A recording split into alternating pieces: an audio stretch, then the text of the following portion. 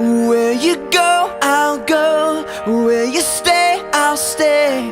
When you move, I'll move. I will follow.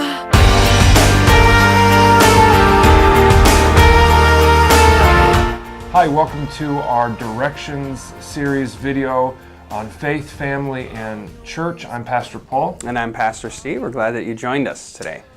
We're talking about changing times and changing church, and this whole series is basically focusing on love of Christ and our lives and kind of the interconnection of those two, and then directions. How do we choose where we go? How do we know if we're following God? What are the choices that we need to make sure we're going the right direction? And so this whole series, you're going to see different videos come up throughout the week, the weeks that we're going through the Directions series.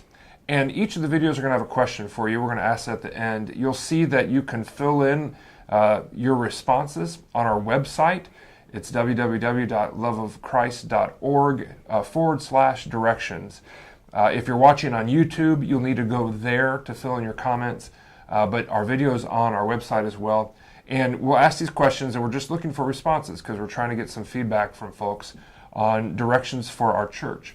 So just remember to stay tuned here for the whole video, and then at the end we've got a question for you. So this week we're talking about changing times and changing church.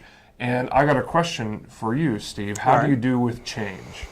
It depends on the change that we're talking about, usually, is what it is. If we're talking about changing the brand of coffee that I drink, that's a pretty big change. That's pretty tough for me. If you stay within the brand of coffee and we change the region maybe of where we're drinking the coffee from, I used to work for Starbucks, it's a little bit easier to handle that kind of a change. So I think, too, the more dramatic the change, the harder the change. If you're really changing a habit or a pattern, the larger that change is, the more difficult it is to kind of grasp onto. And I know for, sometimes older people, I'm going to use my wife's grandparents as an example, have sometimes a hard time with that. They never got a computer. They lived through and they're like, I don't want to learn anything new. They knew how to program a VCR, which was pretty impressive, but then that's about where they stopped, keeping up with things. And I remember one time they came to visit us, and she pulled out a camera. Amy's grandma pulled out a camera to take a picture of our kids, and as soon as she was done, they said, hey, we want to see the picture. It was a disposable film camera, and they never quite made the change from film to digital cameras. And so I know for them that technology change was a big challenge. Yeah. This last week I actually got to use a cassette tape. Oh, how cool is that? That's awesome. Now, an 8-track, I'd be impressed. Yeah, for sure. I think as far as change for me, I feel like I'm a pretty easygoing change guy. I do know that if it's a last minute change to the plans, though, that kind of frustrates me a little bit. So those are the types of change issues I have. It's interesting. We talked a little bit about this in the sermon on Sunday, but 9/11. So we're celebrating, I guess we don't really call it celebrating, but we're remembering 15 years later what happened on that day, and what a great change that was. I remember where I was. I remember exactly what I was doing. I remember exactly what it felt like the evening of that tragedy. I remember the newscasts. I remember how everything changed with flying and travel and security, and the word terror really took on new meaning.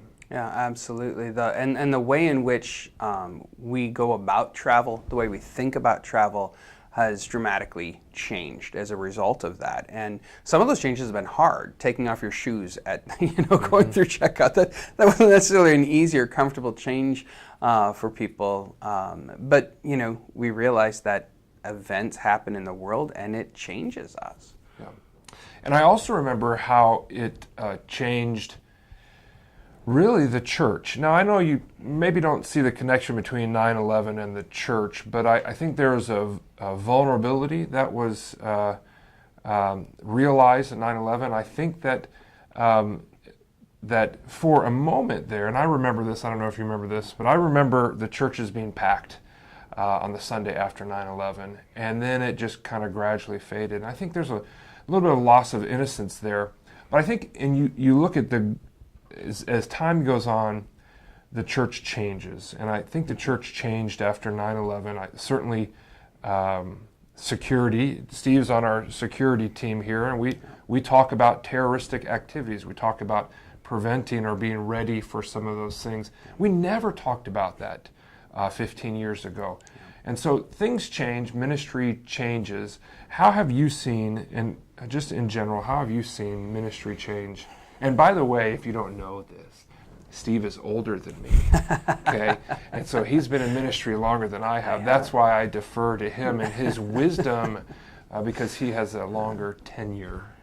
What I would say, I think for the church and ministry changes is, I think there's been a great increase in the church's response to society and the challenges within society.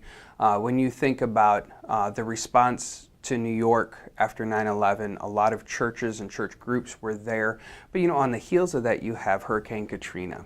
People are down in New Orleans. And the church really kind of understood, or maybe woke up to the reality that they could be a powerful force within our nation when these tragedies come. Now we've got, with the flooding in Louisiana right now, there's a great mobilization of the church going down and trying to help people out. And so, and maybe on the other hand too, that the society's been more welcoming for the churches to come.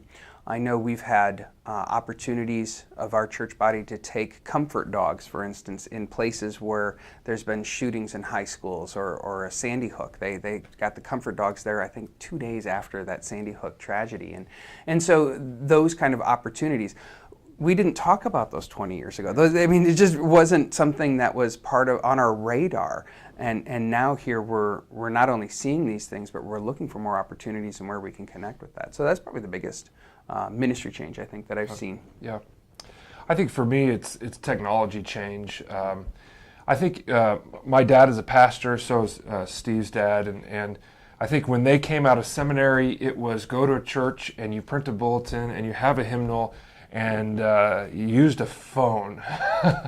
And today it's internet and it's text messaging and it's Love of Christ app. It's our app, right? Download that app. You can find it on, it's all this stuff that you need to have to communicate with people. I think that is such a different field. I've never been part of a church that has a ongoing online worship ministry, but there are churches that do, and I applaud them. It's hard for me, being a Gen Xer, to even think, wow, we can worship together but not be in the same building together, and that's just a part of how the church is changing.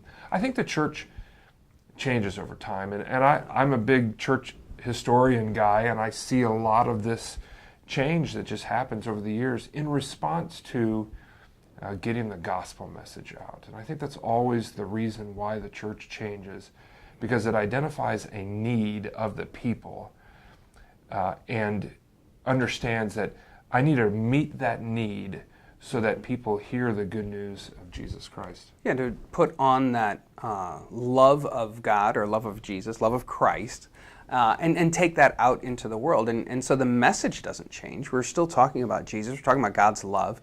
The way in which that message goes out, is it handwritten on a scroll, and mailed as a letter from Paul to people in Corinthians, or is it on a blog, on the internet? The message should still be the same. God loves people. He wants all people to be saved. And the question is how we do that. How do we best do that in our community? Because it looks different in St. Cloud than it would in, Duluth or, Brainerd or, some of the smaller communities. It looks different where you are, so you have to understand that too.